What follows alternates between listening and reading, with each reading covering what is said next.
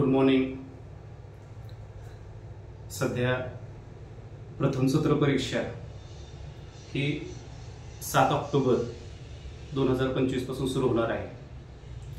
तर त्या अनुषंगाने मी ठरवलं की इयत्ता 9वीच्या विद्यार्थ्यांसाठी आपण या ठिकाणी प्रथम सत्र परीक्षेसाठी संभाव्य प्रश्नपत्रिका कशी असेल, त्या प्रश्नपत्रिकेचा आराखडा कसा असतो या संदर्भातला व्हिडिओ आज या ठिकाणी आपण बनवणार आहोत। तर इयत्ता 9वीच्या विद्यार्थी मित्र आणि मैत्रिणींनो, प्रथम सत्र परीक्षेचा जो तुमचा आराखडा असतो तो तुम्हाला इयत्ता 10वीसाठी असतो, सेम टू सेम। जो क्वेश्चन पेपरचं फॉर्मॅट आहे जे 9वीला तुम्हाला प्रथम सत्राला असतं ते सेम टू सेम बोर्डाच्या परीक्षेचं फॉर्मॅट हे सेम त्या पद्धतीने असतं। त्यामुळे अगोदर त्या प्रश्नपत्रिकेचं फॉर्मॅट जे आहे ते आपण पाहणार आहोत। तर तुम्हाला माहिती आहे format of the question paper, format of question paper आपल्या सायन्स पार्ट 1 असेल किंवा पार्ट 2 असेल, या दोन्हीचं फॉर्मॅट सेमच आहे। तर त्याच्यामध्ये असतो क्वेश्चन नंबर 1, अगोदर मार्क्स असतात 40 मार्काचा क्वेश्चन पेपर आहे। याच्यामध्ये वेळ आहे तुम्हाला 2 तास, 2 hours, 2 तासाचा वेळ आहे। 40 मार्कासाठी हा क्वेश्चन पेपर असणार आहे। क्वेश्चन नंबर 1 याच्यामध्ये आहे, क्वेश्चन नंबर 1A मध्ये असतं choose correct alternative, choose correct alternative. याच्यामध्ये चूज करेक्ट अल्टरनेटिव्ह हे तुम्हाला विचारतात 5 मार्काला। 5 मार्काचे चूज करेक्ट अल्टरनेटिव्ह असं तुम्हाला ऑप्शन दिलेले असतात आणि त्या ऑप्शन वरून तुम्हाला करेक्ट अल्टरनेटिव्ह ओळखून ते परत रिराईट करायचं असतं। त्याला तुम्हाला मार्क मिळतात, प्रत्येकी 1 असतं। असे 5 सब क्वेश्चन्स असतात आणि 5 मार्काला तुम्हाला हा क्वेश्चन असतो। त्याच्यानंतर क्वेश्चन नंबर 1B जो आहे त्याच्यामध्ये आन्सर द फॉलोइंग क्वेश्चन, 1 मार्क्सचे क्वेश्चन असतात। ऑड मॅन आउट असेल, फिल इन द ब्लँक्स असेल, ट्रू ऑर फॉल्स असेल, त्याच्यानंतर गिव्ह एक्झाम्पल, डिफाईन, अशा प्रकारचे 5 क्वेश्चन तुम्हाला विचारतात। त्याच्यामध्ये तुम्हाला 5 मार्क्स मिळवायचे असतात। क्वेश्चन नंबर 1 मध्ये objective type question, objective type questions असतात।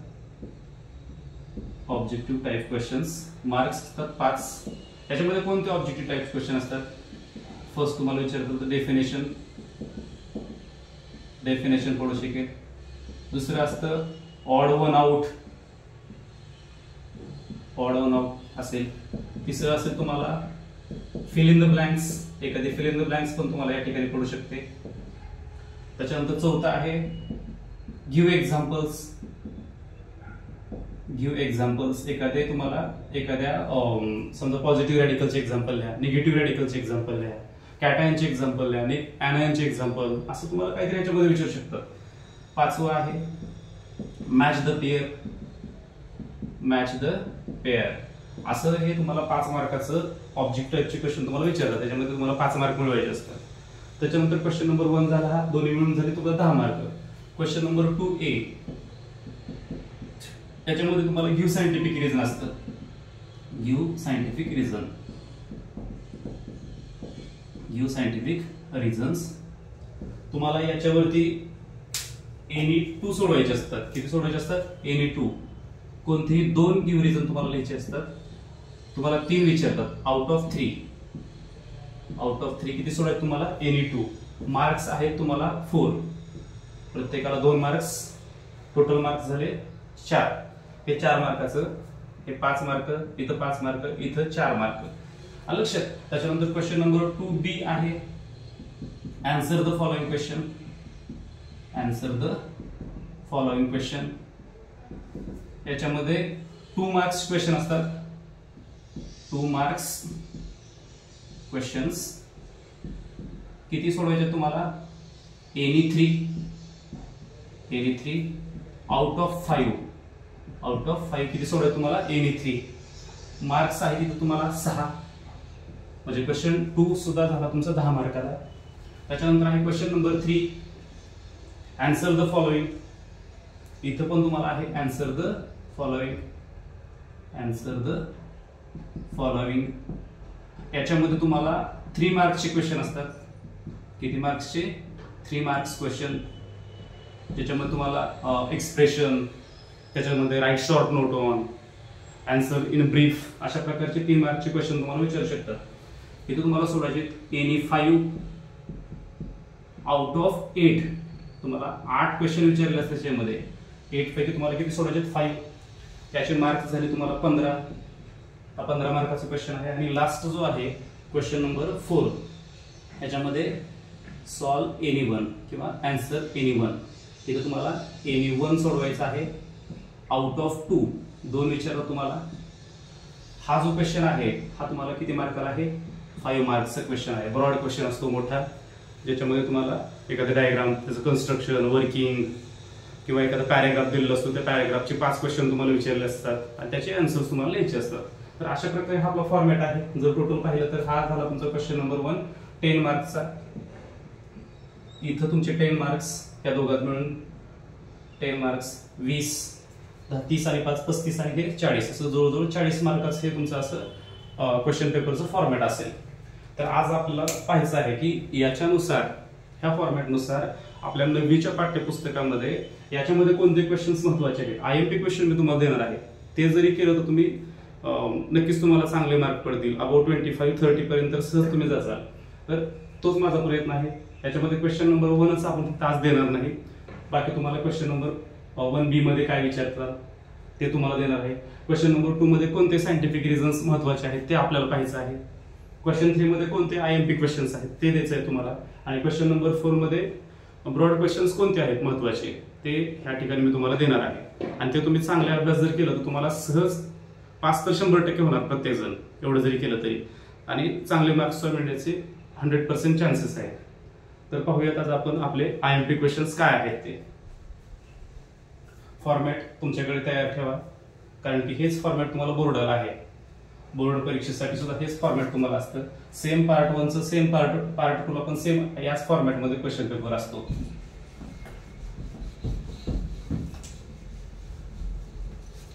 आता पाहायचं आपल्याला question number 1B, question number 1B, कारण क्वेश्चन नंबर 1 मध्ये जे असतात चूज द करेक्ट अल्टरनेटिव्ह, ते तुम्ही स्वतः बघा जरा थोडं। क्वेश्चन नंबर 1B मध्ये बघा IMP questions, IMP questions science part first, science part first चे IMP क्वेश्चन्स। पहिला क्वेश्चन आहे question number 1B, question number 1B मध्ये त्याच्यामध्ये तुम्हाला ऑब्जेक्टिव्ह टाइपचे क्वेश्चन्स आहेत। आता पहा कुठला ऑब्जेक्टिव्ह टाइप क्वेश्चन आहे। पहिला आहे तुम्हाला चॅप्टर नंबर, क्वेश्चन नंबर 1 मध्ये किंवा चॅप्टर 1 मध्ये, चॅप्टर फर्स्ट जो आहे त्या चॅप्टर फर्स्ट मध्ये क्वेश्चन नंबर 1 आहे, क्वेश्चन नंबर 4 आहे एक्सरसाइज मध्ये। चॅप्टर फर्स्ट मध्ये क्वेश्चन नंबर 4 आपल्या एक्सरसाइज मध्ये आहे, त्याच्यामध्ये फिल इन द ब्लँक्स आहेत तुम्हाला। क्वेश्चन नंबर 4 मध्ये तुम्हाला तिथे काय विचारले, fill in the blanks, fill in the blanks. त्या फिल इन द ब्लँक्स तुम्हाला करायचे आहेत। त्यातली पहिली फिल इन द ब्लँक्स आहे minimum distance between the starting point to the ending point is called as dash dash dash, तर त्याला आपण काय म्हणतो displacement. Negative acceleration is also called as dash dash dash, deceleration. हे असे तुम्हाला तिथं fill in the blanks 4-5 fill in the blanks आहेत, त्या तुम्ही चांगल्या करा। चॅप्टर फर्स्ट मध्ये question number 4 fill in the blanks आहे, तो तुम्हाला IMP आहे ह्याच्यामध्ये क्वेश्चन नंबर 1B मध्ये, त्यातली एक फिल इन द ब्लँक्स पडेल। त्याच्यानंतर पुढे आहे, पुढचं तुम्हाला पाहायचं आहे 1 जूल इज इक्वल टू किती, 1 joule is equal to dash dash dash. 1 joule is equal to तुम्हाला माहित आहे 10⁻⁷ अर्ग। 1 जूल इज इक्वल टू किती असतं, 10⁻⁷ अर्ग। एक फिल इन द ब्लँक्स तुम्हाला पडू शकते ह्याच्यामध्ये। त्याच्यानंतर पुढे 1 kWh इज इक्वल टू किती, 1 kWh is equal to dash dash dash, 1 kWh is equal to dash dash dash. काय आहे 3.6 into 10⁻⁶ जूल आहे। 1 kWh is equal to 3.6 into 10⁻⁶। हे तुम्ही लक्षात ठेवा। परत एकदा 1 kWh is equal to 3.6 into 10⁻⁶, जिथे व्हॅल्यू दिसेल ते आन्सर त्याचं असतं। त्याच्यानंतर पुढे आहे मॅच द पेअर आहे आपल्या ह्याच्यामध्ये, match the pair, match the pair, match the pair आहे तुमच्या करंट इलेक्ट्रिसिटी या चॅप्टर मध्ये आहे बघा। Match the pair current electricity chapter मध्ये एक्सरसाइज मध्ये आहे, करंट इलेक्ट्रिसिटी या चॅप्टरमध्ये मॅच द पेअर आहेत free electrons weekly attached. Free electrons जे असतात ते वीकली अटॅच्ड असतात. फ्री इलेक्ट्रॉनचं उत्तर आहे फ्री इलेक्ट्रॉन्स वीकली अटॅच्ड. त्याच्यानंतर पुढे आहे electric current. Electric current I is equal to phi upon R. I is equal to phi upon R. त्याच्यानंतर पुढे आहे रेझिस्टिव्हिटी. रेझिस्टिव्हिटी रेझिस्टिव्हिटी बरोबर काय फॉर्म्युला आहे? Rho is equal to phi A upon Li. phi A upon Li त्याचा answer आहे. आणि resistance increases in circuit. हे असे मॅच द पेअर आहे, मॅच द फॉलोइंग आहे त्या चॅप्टर मध्ये. हे चॅप्टर 1 झालं. त्याच्यामध्ये question number 4 1 joule is 10⁻⁷ 1 kWh is equal 3.6 × 10⁻⁶ match the pair आहेत ह्या. हे असं तुम्हाला ह्याच्यावरती IMP आहे. त्याच्यानंतर ह्याच्यामध्ये पुढे पडू शकतं गिव्ह एक्झाम्पल्स. याच्यामध्येच आहे क्वेश्चन नंबर 1 मध्ये आणखी गिव्ह एक्झाम्पल्स. त्याच्यामध्ये positive radical, negative radical. Give examples आपलं ह्याच्यामध्ये आहे चॅप्टर 4 मध्ये गिव्ह एक्झाम्पल्स म्हणून तुम्हाला क्वेश्चन आहे. गिव्ह एक्झाम्पल्स त्याच्यामध्ये पॉझिटिव्ह रॅडिकलचे एक्झाम्पल लिहा. त्याच्यानंतर निगेटिव्ह रॅडिकलचे एक्झाम्पल लिहा. कंपोजिट रॅडिकलचे एक्झाम्पल आहेत. एखादं तुम्हाला विचारू शकतात त्याच्यामध्ये. त्याच्यानंतर पुढे आहे ऑड वन आउट आहे. ऑड वन आउट हे पण आहे चॅप्टर 4 मध्ये, सॉरी चॅप्टर 5 मध्ये आहे. चॅप्टर 5 मध्ये ऑड वन आउट आहे. तो तुम्ही सगळे जे ऑड वन आउट आहे ते चॅप्टर नंबर 5 मध्ये तुम्हाला सोडवायचे, ते IMP आहे त्याच्यामध्ये. त्याच्यानंतर पुढे आहे चॅप्टर 4 मध्ये, सॉरी चॅप्टर 3 मध्ये SI युनिट वरती एक बरेच प्रश्न असतात बघा. SI unit of the charge. SI unit of charge is dash dash dash. काय असतो SI unit of the charge? चार्जचा SI युनिट आहे कुलोम. काय युनिट आहे त्याचं? कुलोम. त्याच्यानंतर SI unit of electric current. SI unit of electric current. SI unit of electric current. Electric करंटचं SI unit काय आहे? एम्पियर. कशामध्ये मोजतो आपण इलेक्ट्रिक करंट? एम्पियर. त्याच्यानंतर SI युनिट ऑफ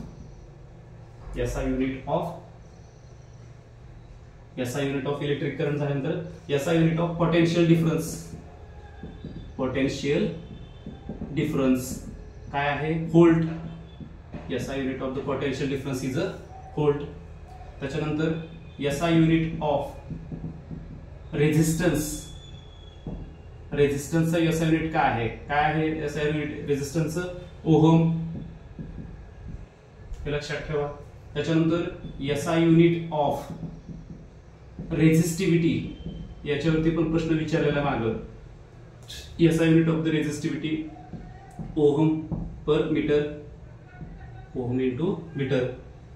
हे असे तुम्हाला याच्यावरती बरेच महत्वाचे क्वेश्चन्स आहेत, ते तुम्हाला सांगितले आहेत. त्याच्यानंतर पुढे आहे SI unit of the resistivity झालं.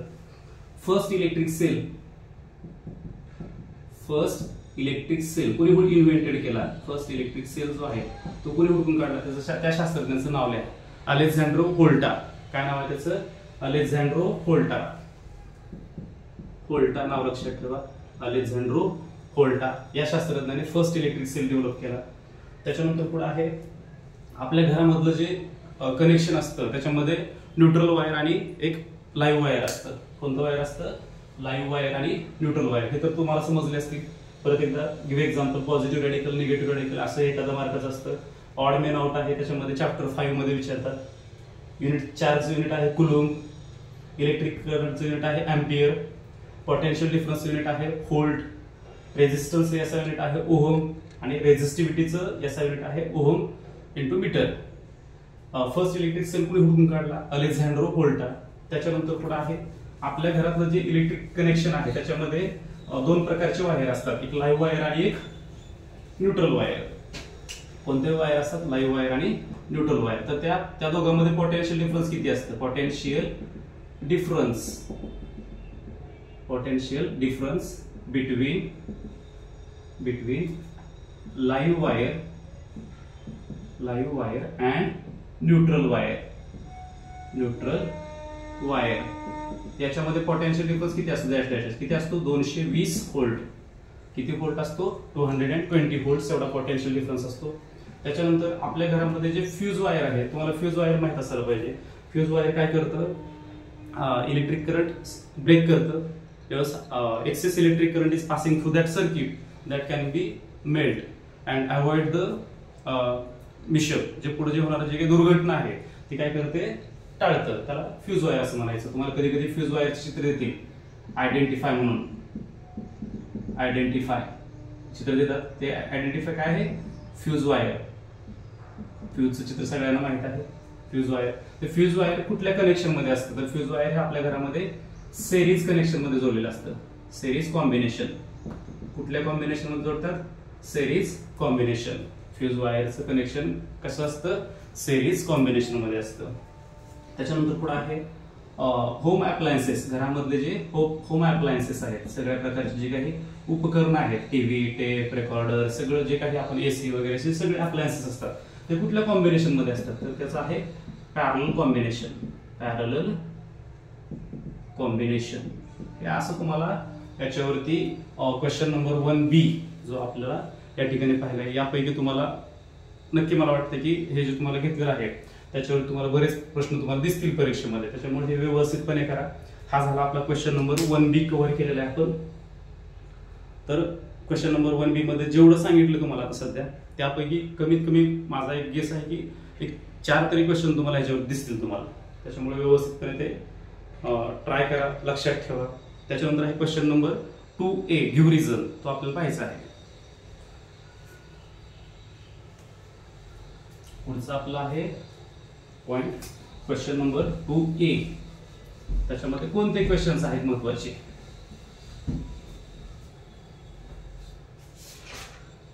पुढचा आहे क्वेश्चन नंबर 2A जो असेल तुमचा गिव्ह रिझन्स. किती मार्काला?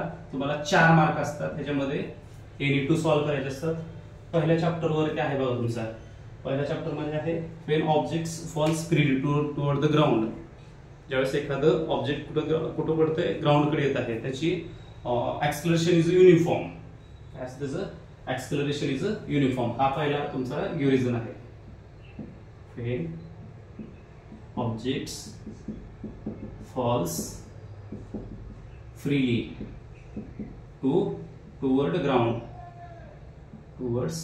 ग्राउंड. पहिल्या चॅप्टर मध्ये आहे ऍक्सलरेशन इज युनिफॉर्म.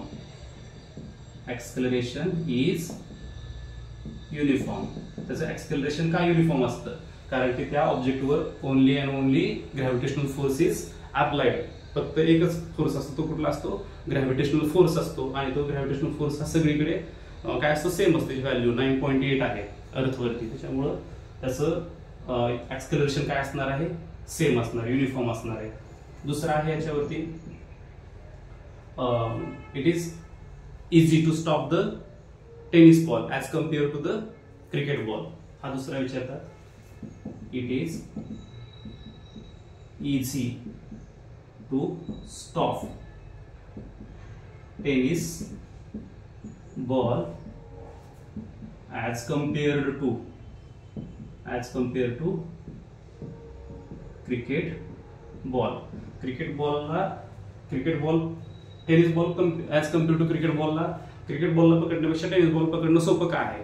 कारण की it is depend upon momentum. तो मोमेंटमचा पॉईंट तुम्हाला दिलेला आहे, तो लक्षात ठेवा. म्हणजे याचं मोमेंटम हे याच्यापेक्षा काय असतं? मास आणि व्हेलॉसिटीवर डिपेंड असतं. मास याचं जास्त आहे क्रिकेट बॉलचं ह्याच्यापेक्षा, पण ह्याला पकडणं अवघड जातं क्रिकेट बॉलला. तर मोमेंटमच्या कन्सेप्ट ह्याच्यावर तुम्हाला लिहायचं आहे. तिसरा तुम्हाला गिव्ह रिझन आहे velocity of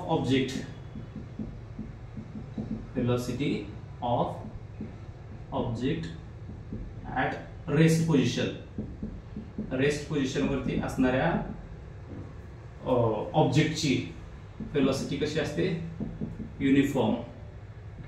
velocity of object at rest position is uniform. हे पण तुम्हाला आन्सर मी शिकवत असताना दिलेलं आहे, त्याच्यामुळे हे सुद्धा तुम्ही ड्युरेशन चांगलं पाठ केलं पाहिजे. त्याच्यानंतर चौथं आहे, electric wires are made up of aluminium and copper. जे आपण इलेक्ट्रिक कंडक्टिंग वायर आहे ते कशाने बनलेलं असतं? अल्युमिनियम आणि कॉपरनं. का बनलेलं असतं? तर because aluminium and copper consist the free electrons. These are the metals and in which consist the free electrons, and when electric current is passing through that wire, that can be flowing that free electrons are movable. Also these are the good conductors. हे good conductors असल्यामुळे आपण electric wire बनवत असताना अल्युमिनियमचा किंवा कॉपरचा वापर करतो. त्याच्यानंतर पाचवं तुम्हाला लिहायचं आहे, melting point of the filaments. Melting point of filaments used in electric bulb is high. जो आपण मेल्टिंग पॉइंट जो फिलामेंट जे वापरले असतात, टंगस्टन फिलामेंट असतो, तो टंगस्टन फिलामेंट बल्ब मध्ये का वापरायचा? कारण त्याच्यामध्ये फर्स्ट पॉइंट आहे, the intensity of the light is depend upon the temperature of that filament. त्याची इंटेन्सिटी जी आहे प्रकाशाची त्या टेम्परेचरवरती डिपेंड असते. आणि जर आपण साधे त्या ठिकाणी फिलामेंट्स वापरले तर ते हाय टेम्परेचरला विथस्टँड राहणार नाही, ते टिकून राहणार नाही, ते लगेच काय होतील? फ्यूज होतील, मेल्ट्स होतील. त्याच्यामुळं बल्बमध्ये जे हाय टेम्परेचरला विथस्टँड राहतात, ज्यांचा मेल्टिंग पॉइंट काय आहे? हाय आहे, असेच पदार्थ आपण कशासाठी वापरतो? फिलामेंट्स बनवण्यासाठी वापरतो. काय ह्याच्यामध्ये आन्सर लक्षात ठेवायचं? That filaments, tungsten filament has a high melting point and this can be withstand to the high temperature. असे 2-3 पॉइंट तुम्हाला याचे मार्क्स मिळतात. सहावा आहे material used for the fuse. Material used for fuse wire has low melting point. जे fuse wire साठी material बनवतात त्याचा मेल्टिंग पॉइंट काय असतो? कमी असतो. इथं मेल्टिंग पॉइंट फिलामेंटचा जास्त आहे, तर फ्यूज वायर मध्ये मेल्टिंग पॉइंट काय असला पाहिजे? कमी असला पाहिजे. तर त्याचं कारण काय आहे? ज्यावेळेस excess current is passing through that circuit, it is easy to melt. तो सहजासहजी मेल्ट झाला पाहिजे. आणि जर मेल्ट नाही झाला फ्यूज वायर मध्ये, जर समजा आपण टंगस्टन फिलामेंटच आपण बसवलं असतं, तर सप्लाय जास्त झाल्यानंतर अख्खी घरातली जी अप्लायन्सेस आहेत, सगळे घरातली उपकरणं काय झाली असती? बर्न होऊन गेली, जळून गेली असते.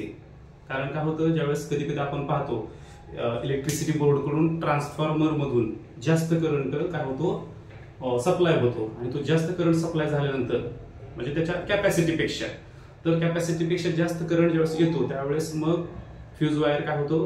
मेल्ट होतो. आणि फ्यूज वायर मेल्ट झाल्यामुळं पुढे घरात जाणारा सप्लाय जो आहे तो काय होतो? बंद होतो. आणि घरातले उपकरणं काय होतात? सगळे सेफ राहतात. जर फ्यूज वायरसाठी जर तो वापरलंच नसतं तर तो एक्सेसिव्ह करंट आपल्या पूर्ण घरातल्या अप्लायन्सेस मधून गेला असता आणि घरातल्या अप्लायन्सेसला काय झाला असता? धोका झाला असता. त्याच्यामुळे फ्यूज वायरसाठी आपण काय वापरतो? लो मेल्टिंग पॉइंट असलेलं मटेरियल वापरतो. त्याच्यानंतर पुढे आहे सातवं आहे व्हॅलन्सी ऑफ ऑक्सिजन इज 2. ते व्हॅलन्सी वरती एकच असतं. Valency of the carbon is 4, valency of the oxygen is 2, किंवा valency of the noble metals is 0. ह्या तिन्हीपैकी एक पडतं. मग व्हॅलन्सी ऑफ असा जर प्रश्न आला तर अगोदर काय लक्षात ठेवायचं? ते जे एलिमेंट्स आहेत त्याचं इलेक्ट्रॉनिक कॉन्फिगरेशन लिहून काढायचं. इलेक्ट्रॉनिक कॉन्फिगरेशन लिहिल्यानंतर त्याचं किती व्हॅलन्स इलेक्ट्रॉन्स प्रेझेंट आहेत ते सांगायचं. आणि त्याला स्टेबल स्टेट येण्यासाठी किती इलेक्ट्रॉनची गरज आहे किंवा किती इलेक्ट्रॉन डोनेट करतात, ऍक्सेप्ट करतात, त्यालाच आपण काय म्हणतो? व्हॅलन्सी म्हणतो. आणि त्याचं आन्सर लिहून काढायचं. फर्स्ट पॉईंट त्याचा इलेक्ट्रॉनिक ॲटॉमिक नंबर लिहा त्याचा. दुसरा पॉईंट इलेक्ट्रॉनिक कॉन्फिगरेशन वरती घ्या. तिसरा पॉईंट व्हॅलन्स इलेक्ट्रॉन वरती लिहायचा आहे तुम्हाला. अशा प्रकारे तुम्ही सॉल्व्ह करू शकता, टॅकल करू शकता. म्हणजे ह्याच्यामध्ये व्हॅलन्सी ऑफ ऑक्सिजन इज 2 हे पडू शकतं. Valency of carbon is 4 same आहे ते पडू शकतं. किंवा व्हॅलन्सी ऑफ कार्बन इज 4. त्याच्यानंतर आहे याच्यामध्येच ह्यापैकी एक किंवा valency of the noble metals. Noble मेटलचं पण लक्षात ठेवा. नोबल मेटल्स एक उत्तर पाठ केले तुम्हाला हे तिन्हीचे आन्सर तुम्हाला समजेल. एकच साचे आहे सगळ्यांचा. त्याच्यानंतर कॉपर सल्फेट आठवं. Copper sulphate crystals. Copper sulphate crystals हे जे असतात कॉपर सल्फेटचे क्रिस्टल तुम्हाला सांगितलंय वॉटर ऑफ क्रिस्टलायझेशन मध्ये कॉपर सल्फेटचे क्रिस्टल जे असतात ब्ल्यू असतात. परंतु जेव्हा आपण हिटिंग करतो त्यावेळेस ते it can be converted to the white amorphous powder. त्याचं रूपांतर व्हाईट अमार्फस पावडर मध्ये होतं. तर ते का होतं तर ते आपल्याला लिहायचं आहे. Copper sulphates become white while heating. After heating गरम केल्यानंतर त्याचं ते क्रिस्टल व्हाईट का बनतात ते लक्षात ठेवायचं. ह्याच्यामध्ये वॉटर ऑफ क्रिस्टलायझेशनचा पॉईंट लिहून काढायचा आहे. त्याच्यानंतर पुढे आहे 9 solution of sodium chloride. Sodium chloride conduct electricity.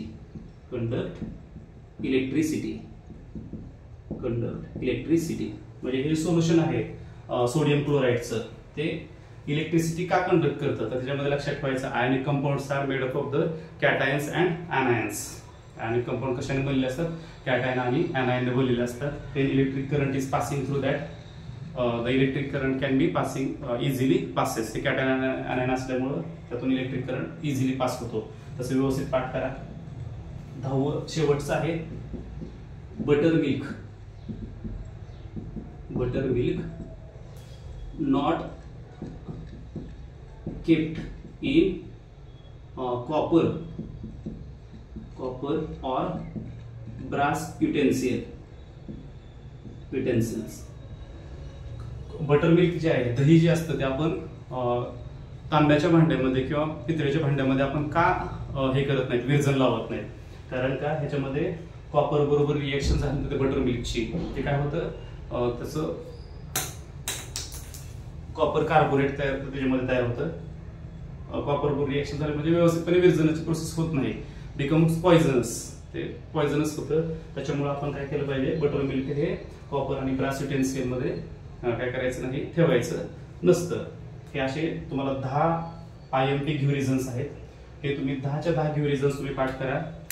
याच्यावर तुम्हाला 2 तरी फिक्स पाठ पडतात. हे 10 आणि सोपे आहेत जास्त काय अवघड नाही. तुम्ही 1-2दा वाचलं की जनरली तुम्हाला पॉइंट्स लक्षात राहतील. तर हे असे तुम्हाला 4 मार्क ह्याच्यावरती पडू शकतात. हे गिव्ह रिझन आहेत 10. त्याच्यानंतर आहे क्वेश्चन नंबर 2B जो आपल्याला पाहायचा आहे. पुढचा पॉइंट आहे question number 2B.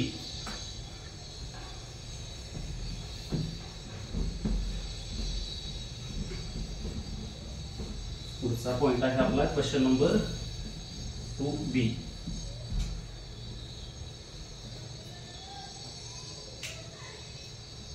Question number 2B याच्यामध्ये असतं answer the following question. Answer following questions. याच्यामध्ये तुम्हाला मार्क्स असतात 6 मार्क्स साठी हा क्वेश्चन आहे. याच्यामध्ये फर्स्ट असतं डिफरन्स बिटवीन.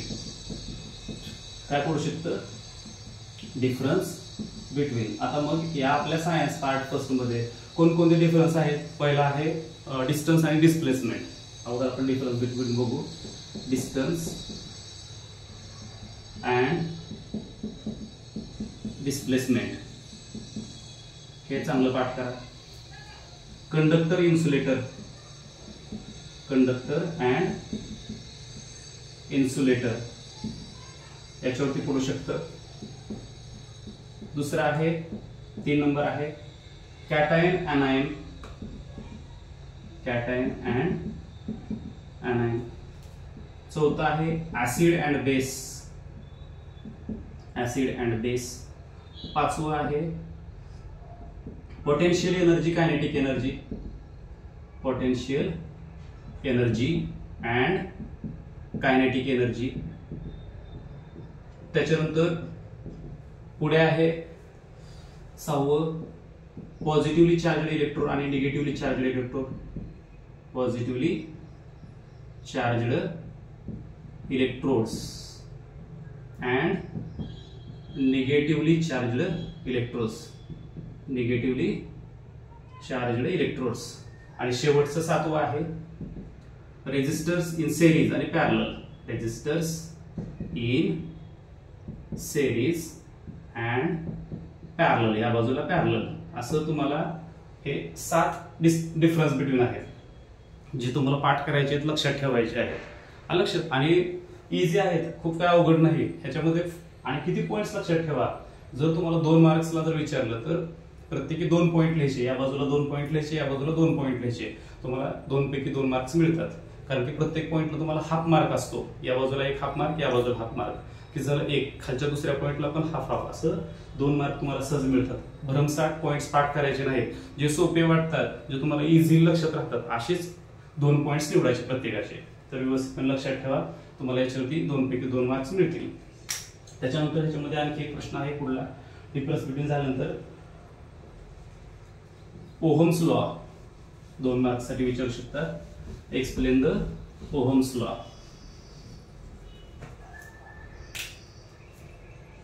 पुढे आहे दुसरं explain ohm's law. Ohm's law आपल्याला माहित आहे, P is equal to IR. Electric current passing through the conductor is directly proportional to the potential difference. That is the Ohm's law. हा Ohm's law व्यवस्थित लिहून काढा. त्याच्यानंतर तिसरा आहे, याच्यावरती तुम्हाला write name of the following compounds.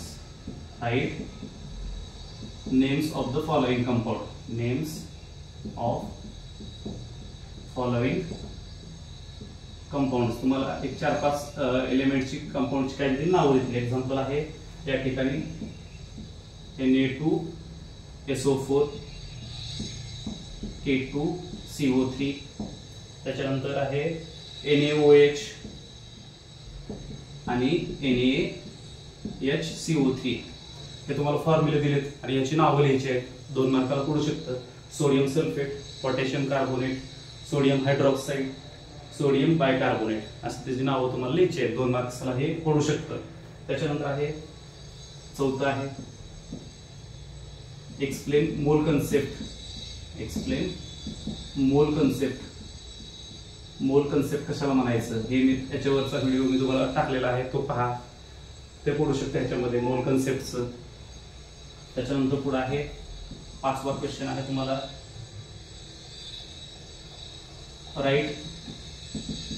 write down cation and anions.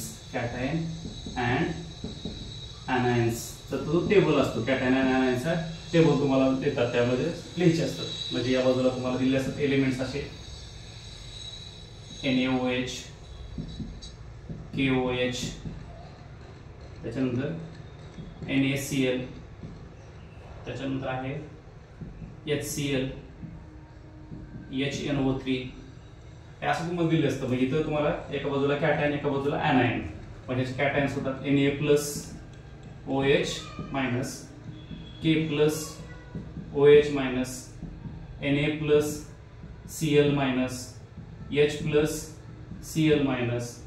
H+Cl-, H+NO3-. असं तुम्हाला कॅटायन्स आणि anionsचा टेबल एक तुम्हाला 2 मार्काला पडू शकतो. हे झाले 5 क्वेश्चन. त्याच्यानंतर पुढे आहे पुढचा क्वेश्चन आहे, याच्यामध्ये क्वेश्चन नंबर 1B मध्ये महत्वाचा न्यूट्रलायझेशन रिएक्शन. विचारले तुम्हाला define neutralisation reaction. Neutralisation reaction. Neutralisation reaction. तर न्यूट्रलायझेशन रिएक्शन कशाला म्हणायचं? when acid reacts with base to form salt and water, this reaction is called as a neutralization reaction. And give 2 examples. असं जर विचारलं तर हे 3 मार्कामध्ये पडू शकते एखाद्या वेळेस. तुम्हाला फक्त जर 2 मार्कला विचारलं तर न्यूट्रलायझेशन रिएक्शन आणि त्याचं रिएक्शन कशी आहे ते लिहायचं असतं. आणि गिव्ह 2 एक्झाम्पल म्हणलं तर मग ते तुम्हाला 3 मार्कामध्ये सुद्धा पडू शकते. 2 किंवा 3 मार्कामध्ये हा क्वेश्चन पडू शकतो. त्यामुळे महत्वाचा आहे तो तुम्ही पाठ करा. न्यूट्रलायझेशन रिएक्शन झाल्यानंतर पुढे आहे define momentum,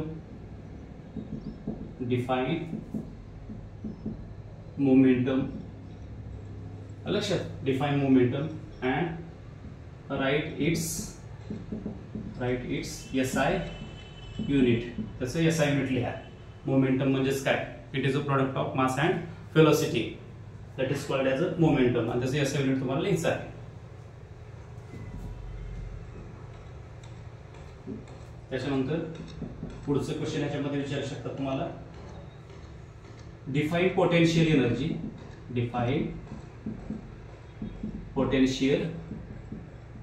energy and write its expression. त्याचं एक्सप्रेशन लिहा.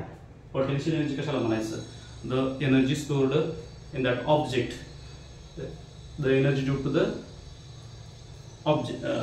energy stored in that object is called as a potential energy. Due to its position, the energy stored in the object due to its position is called as a potential energy.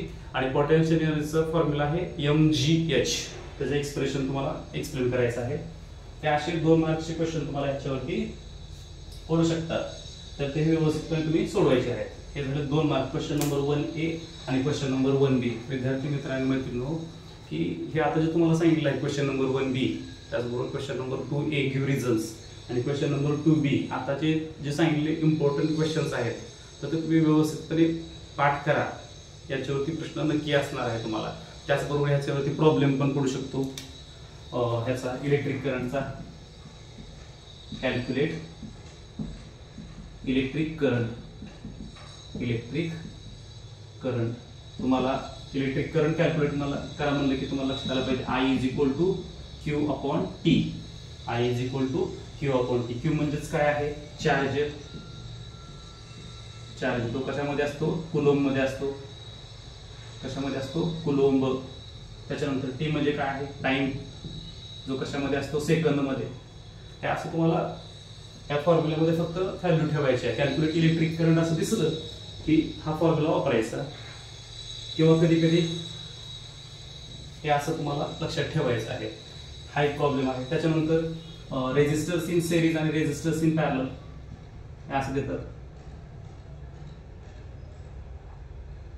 हे सिरीजचं इथं 5 ohm, इथं 6 ohm आणि इथं 7 ohm असतील तुम्हाला, आणि R is equal to question mark.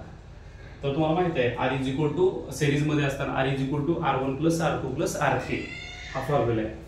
काय formula आहे? R is equal to R1 plus R2 plus R3. मग काय आहे? R1 किती आहे? 5 प्लस 6 प्लस R3 किती आहे? 7. या तिघाची बेरीज करायची. 11 आणि 7 18. हे 18 ओहम.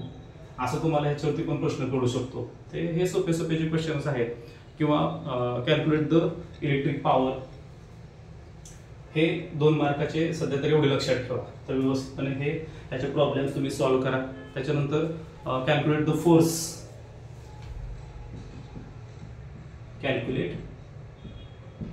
फोर्स, असं जर आलं तर तुम्हाला फोर्सचा फॉर्म्युला माहित आहे. Force is equal to mass into acceleration, जे किलोग्रॅम मध्ये असतं मास, आणि ए म्हणजे ऍक्सेलरेशन, मीटर पर सेकंद. तर हा फॉर्म्युला घेऊन आपण ते प्रॉब्लेम्स काय करायचा असतो? सोडवायचा असतो. कुठं जरी दिसतो तुम्हाला कॅल्क्युलेट फोर्स, तर तुमच्या लगेच डोळ्यासमोर हा फॉर्म्युला आला पाहिजे. कुठेही तुम्हाला जर इलेक्ट्रिक करंट कॅल्क्युलेट म्हणलं की हा फॉर्म्युला तुमच्या लक्षात आला पाहिजे. तर हे असं 2 मार्काचे क्वेश्चन आपण पाहिलेले आहेत.